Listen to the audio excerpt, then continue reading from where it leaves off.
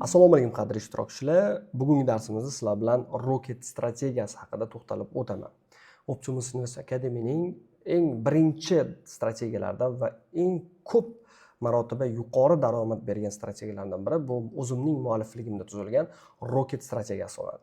Rocket strategiyasining qoidalari haqida gaplashib o'tamiz. Ushbu Rocket strategiyasi aksiyalardan tashqari bilasizlar fond bozorida opsionlar degan tushuncha ham mavjud. O'sha opsionlar savdosida ikkita tushuncha bor. Call opsionlari bor, put opsionlari bor. Agar treyderlar aksiyaning narxi kelgusi kunlarda o'sishini kutayotgan bo'lsa, call opsionlarini ochadi. Agar treyderlar kelgusi kunlarda aksiyaning narxi tushishi mumkinligini prognoz qilayotgan bo'lsa, put opsionlariga сделкаларni ochishadi. Call opsionlari bu yuqoriga o'sishiga prognoz berganda, put opsionlari pastga tushishga prognoz berganligida aniqlanadi. Ya'ni shunaqa opsionlar ochiladi. Opsionlarga biz signal sifatida qarab turib, ular bilan savdo qilish nojoiz hisoblanadi, lekin biz ulardan signal sifatida foydalansak bo'ladi. Ya'ni qaysi aksiyada call opsioni put opsionidan yuqori darajaga chiqqan bo'lsam, ushbu aksiyalarda kelgusi 3 haftadan 6 haftagacha uzoq muddatlikka xarid qilishimiz, ya'ni swing trade qilish uchun xarid qilishimiz mumkin. Call hajmi yuqori bo'lsa, aksiya kelgusida yurish potensiali yuqori bo'ladi. Bitta narsani bilinglar, savdodagi eng muhimi, ya'ni Rocket strategiyasining savdodagi eng muhim qoidalaridan biri bu narxlar o'zining eng arzon narxidan yuqoriga boshlab turib harakatni boshlagan bo'lsam, o'sha paytlardagina savdoga kirishni maslahat beraman va support narxidan juda ham yuqorilab ketmagan bo'lishi kerak. Buni amalga oshirishimiz uchun mana savdo qoidalarini bilib oldik. barchart.com degan saytga murojaat qilamiz. barchart.com ni ochganimizdan so'ng biz opsionlar degan bo'limni tanlab olamiz. Opsionlar bo'limidan esa unusual options bo'lim degan bo'limi bor. Mana bu bo'lim unusual options bo'limini tanlaymiz va undan so'ng mana bu yerda e'tibor bergan bo'lsanglar PC nisbatini 2 marotaba bosib turib shu holatga keltiramiz.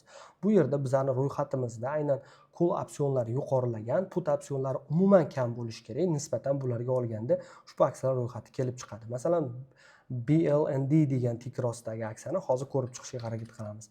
BLND tickerini ochadigan bo'lsak, ko'rib turganingizdek, haqiqatan ham kompaniya o'zining eng arzon narxlarda yurishni boshlagan. Kompaniya paytida 21-yillar atrofida IPO narxi 21 dollardan boshlab turib, hozir 280 dollar atrofida baholanmoqda. Ushbu kompaniya o'zining eng kuchli narxidan boshlab turib, ya'ni mana bu yerda support bor, bilasizlar. Darslarda o'rgatilgan, ya'ni o'zining qo'llab-quvvatlash zonasi har safar shu narxga kelgandan keyin qaytib ketgan zona support zona hisoblanadi va mana bu yerda resistance zona hisoblanadi. Ya'ni har safar shu narxga chiqqandan keyin orqaga yurishni amalga oshirilgan, ya'ni yorib o'ta olmagan. Kelgusi kunlarda mana ko'rasizlar, Rocket strategiyasi kuchini o'zingizlar demoga olib ko'rishinglar mumkin. Agar bu darsdagi 1 oydan keyin 2 oydan ko'rayotgan bo'lsanglar, shu zonani yorib o'tgan bo'lishi kerak va mana bu tochkagacha harakatni boshlaydi degan prognozimiz bor. Bu degani 116% atrofidagi daromadni ushbu kompaniya bizga taqdim etishligi mumkin. Mana dars o'tish davomida o'zim uchun ham bitta yaxshi kandidatni topishga erishdim va bu narsani men o'zim uchun yozib qo'yishga harakat qilaman. Har bir strategiyani asosiy maqsadi siz uchun kompaniya strategiyalar yangi kandidatlarni, yangi signallarni berishga ixtisoslashgan bo'ladi. Mana bu kompaniyadan kelgusi 3 haftalik muddat ichida, 4 haftalik muddat ichida men 118% atrofidagi daromadni kutishim mumkin qadrli ishtirokchilar. Mana bitta sizlarga misol. Keyingi kompaniyani ko'ramiz. 12 mingta call opsioni ochilgan, 17 ta put opsioni ochilgan. ASTX degan aksiya ekan. ASTX ni ko'ramiz texnik tahlillar bo'yicha. Ajoyib. Bu aksiya hozirgi paytda o'zining zonasini, ya'ni 46 dollarlik zonasini yorib o'tgan, breakout qilgan va yuqoriga yurishni boshladi. Katta ehtimollik bilan kelib 60'dagi narxni imitatsiya qiladigan taqdirda biz eng kamida ushbu aksiyani mana bu zonagacha chiqishiga prognoz berishimiz mumkin va stop lossda esa mana bu narxlar zonasiga qo'yishimiz kerak bo'ladi 40 dollarlar atrofida.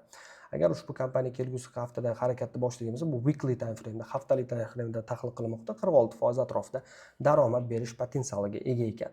Mana qadrli ishtirokchilar, ko'rib turganingizdek, mana shu usulda sizlar kandidatlarni, ya'ni o'zingizlar uchun, portfellar uchun zo'r kandidatlarni saralab olishingiz mumkin.